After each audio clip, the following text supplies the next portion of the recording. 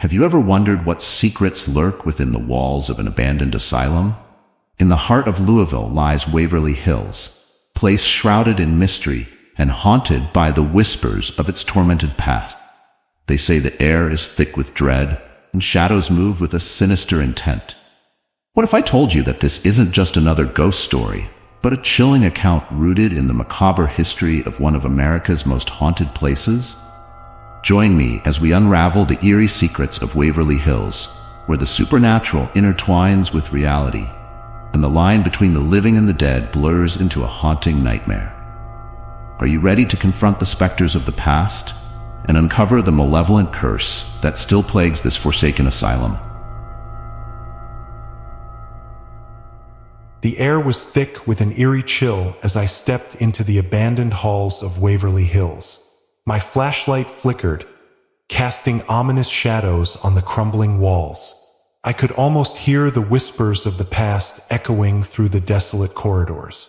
Strange, macabre markings adorned the peeling paint, their sinister patterns a testament to the torment that once plagued these forsaken grounds. As I ventured deeper, the feeling of desolation grew, each step accompanied by the unsettling sensation of being watched by unseen specters. In the old records room, I discovered a cache of forgotten letters, their paper brittle and yellowed with age. The haunting words of former patients spoke of dread and despair, painting a chilling picture of their suffering. It was as if the walls themselves were imbued with the curse of their lingering anguish. The air grew colder, more oppressive, as if the very essence of the asylum's malevolent history sought to ensnare me in its supernatural grip. As I moved through the shadowy halls, the sounds of whispers became more pronounced, seeming to come from nowhere and everywhere all at once. The creak of rusted metal and the distant wail of the wind through broken windows added to the macabre symphony. Every corner held an ominous secret, every door a potential portal to another nightmare. The sense of dread was palpable, a heavy cloak that wrapped around me, refusing to let go. I stumbled upon a hidden room, its door partially concealed behind rotting boards. Inside, an eerie collection of old medical instruments lay abandoned, their rusty surfaces hinting at sinister purposes. The sight of them sent a chill down my spine, their mere presence a haunting reminder of the macabre experiments rumored to have taken place within these walls. The specter of Waverly Hills loomed large, its dark history casting long shadows over my every move.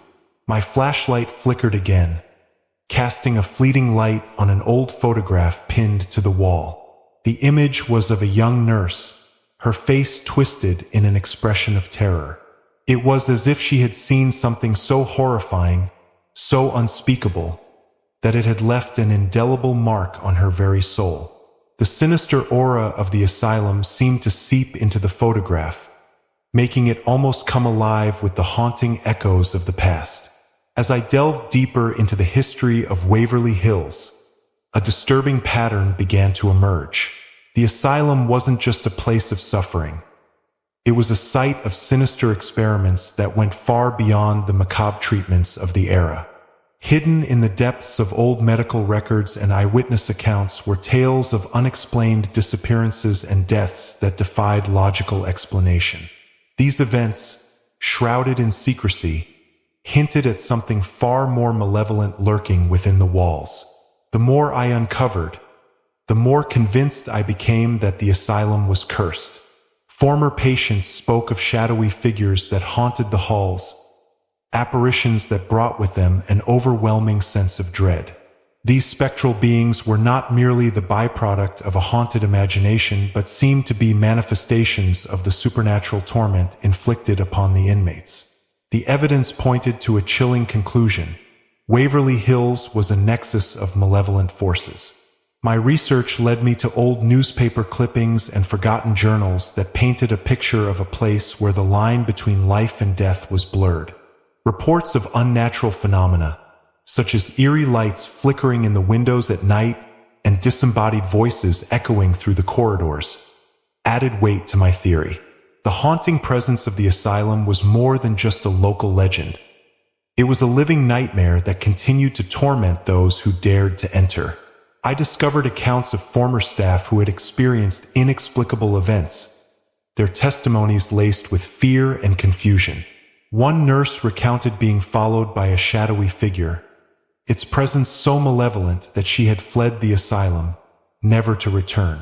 These stories, though fragmented and often dismissed as hysteria, formed a sinister mosaic that hinted at a much darker truth. The asylum was not merely haunted. It was a prison for the restless spirits of those who had suffered within its walls. The deeper I dug, the more I realized that the true horror of Waverly Hills lay not in its abandoned corridors, but in the lingering specters of its past. The asylum had become a twisted purgatory, a place where the souls of the tormented were trapped in an endless cycle of suffering. The weight of their despair pressed down on me, a chilling reminder that the past never truly dies. It merely waits in the shadows, ready to ensnare the unwary. Venturing into Louisville, I sought out places connected to Waverly Hills' dark history. The city's historic charm stood in stark contrast to the sinister legacy of the asylum.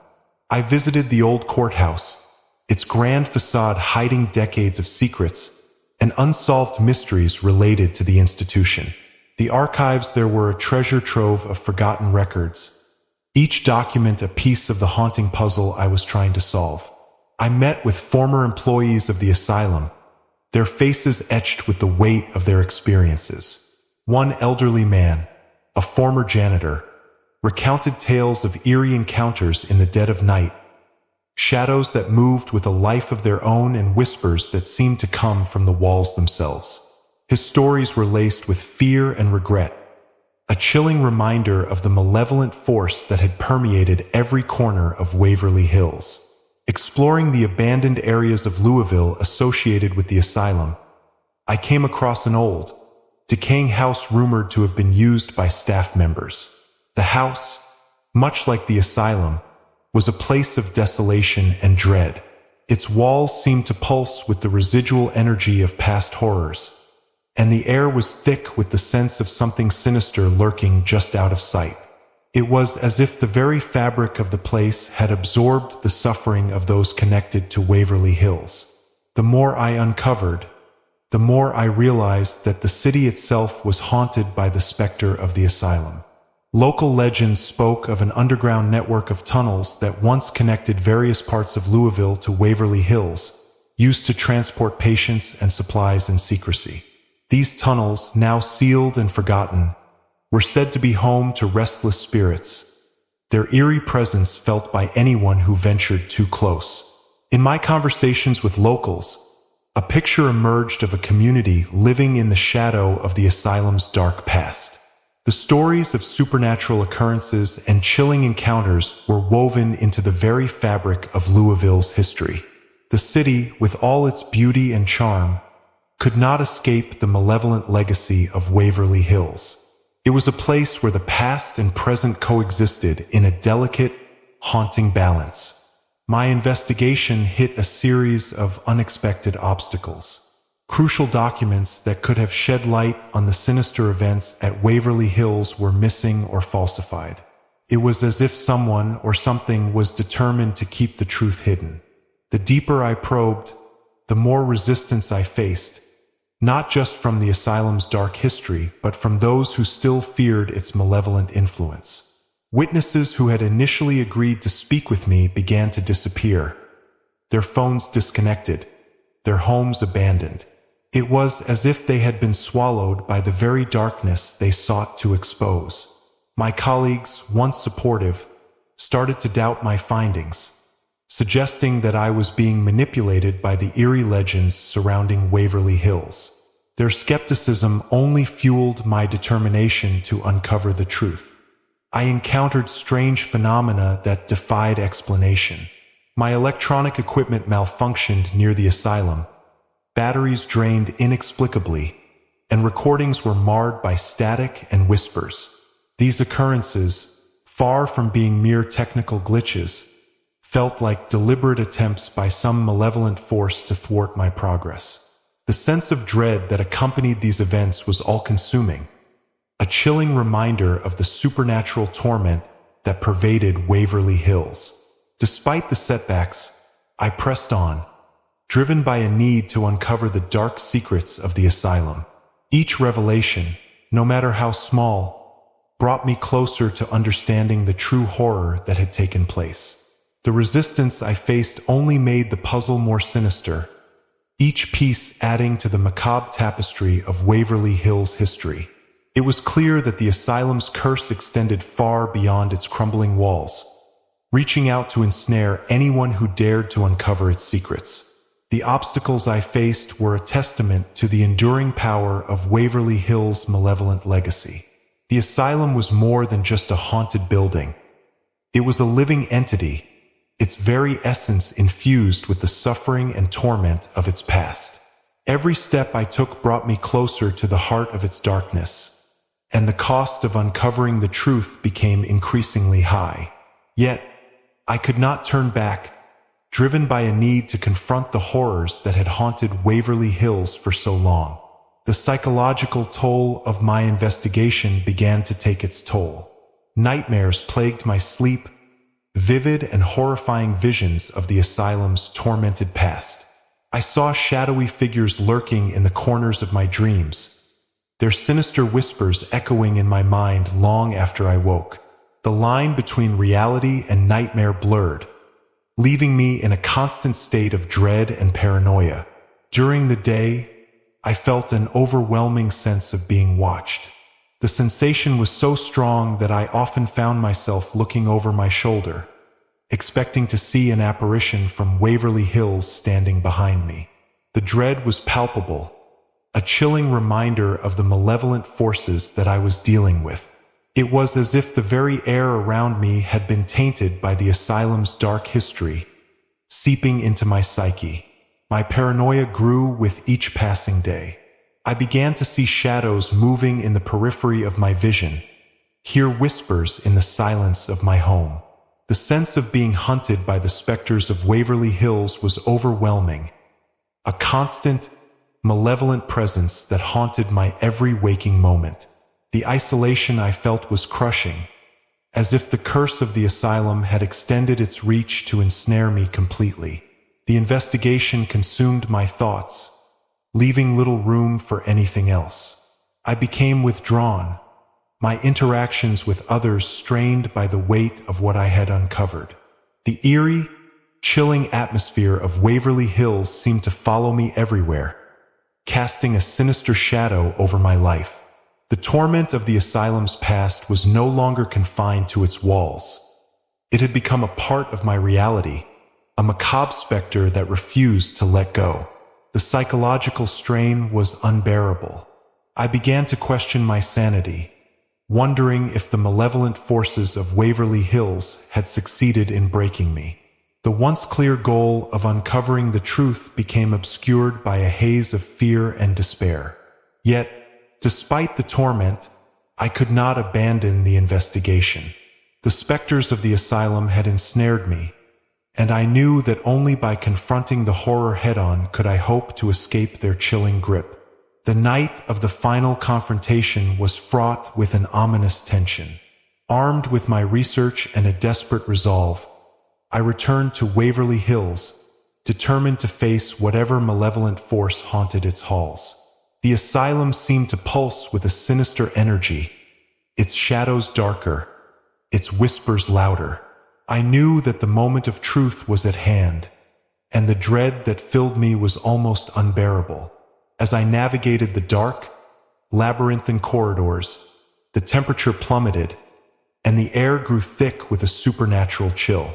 My flashlight flickered, casting eerie shadows that seemed to move with a life of their own. Suddenly, a door slammed shut behind me, the echoing bang reverberating through the empty halls. The sense of desolation was overwhelming, and I felt the malevolent presence of the asylum closing in around me. In a dilapidated operating room, I encountered the specter of a young girl, her face twisted in an expression of unspeakable terror. She seemed to reach out to me, her spectral form flickering in the dim light. The air grew heavy with the weight of her suffering, and I could almost hear her desperate cries for help. The sight of her was a chilling reminder of the torment that had taken place within these walls, and I knew that the asylum's dark secret was close at hand. The final revelation came in a hidden basement chamber, its walls covered in macabre symbols and bloodstains. The room was filled with old medical equipment, their rusted surfaces hinting at the horrific experiments that had been conducted there. In the center of the room, a large, ancient book lay open, its pages filled with sinister incantations and rituals. It was clear that the asylum's dark history was rooted in something far more malevolent than I had imagined. As I read the horrifying accounts within the book, the pieces of the puzzle finally fell into place. The asylum had been a site of occult rituals, its patients used as unwitting pawns in a dark, supernatural game. The malevolent force that haunted Waverly Hills was not just the lingering spirits of the tormented, but an ancient, evil entity that had been awakened by the unspeakable acts committed within its walls. The realization was a chilling, bone-deep horror that shook me to my core.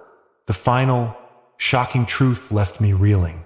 The malevolent entity that haunted Waverly Hills was not confined to the asylum but had extended its reach into the very fabric of the city. The dark rituals had created a nexus of supernatural energy, binding the entity to the land and the people who lived there. The horror of Waverly Hills was not just a past event but an ongoing nightmare that continued to ensnare new victims. The realization that the asylum's dark legacy was far from over was a chilling, inescapable truth. The malevolent force had become a part of Louisville itself, its influence seeping into the lives of those who lived in the shadow of Waverly Hills. The specters of the past were not just haunting memories but active participants in a sinister, supernatural game that continued to play out in the present. The final moments of my investigation were a blur of terror and despair. The entity, sensing that I had uncovered its dark secret, unleashed a wave of supernatural energy that nearly overwhelmed me. The walls of the asylum seemed to close in, the shadows growing darker and more malevolent. In a desperate bid to escape, I fled the building, the chilling whispers of the specters echoing in my mind. As I stood outside the asylum, gasping for breath, I realized that the horror of Waverly Hills would never truly be over.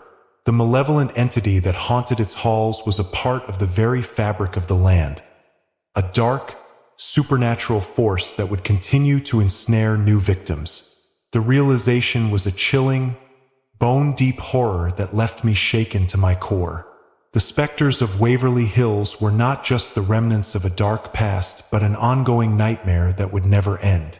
In the end, I knew that the only way to escape the horror of Waverly Hills was to confront the malevolent entity head-on.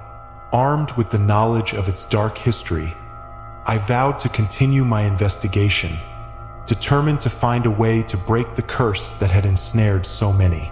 The final revelation was a chilling, inescapable truth that left me haunted by the specters of the past and the ongoing nightmare of the present. Have you ever felt the cold, eerie presence of an abandoned asylum's shadow creeping into your everyday life? As we peel back the layers of Waverly Hills' sinister past, one must wonder, how many other places hide such malevolent secrets? Could there be spirits watching us, waiting in the dark corners of our homes, our neighborhoods? The next time you find yourself near an old, forsaken building, pay close attention to the whispers in the wind and the chilling feeling of being watched. What do you think these spirits want? Share your thoughts in the comments below, and don't forget to subscribe and hit the notification bell to stay updated with more haunting tales.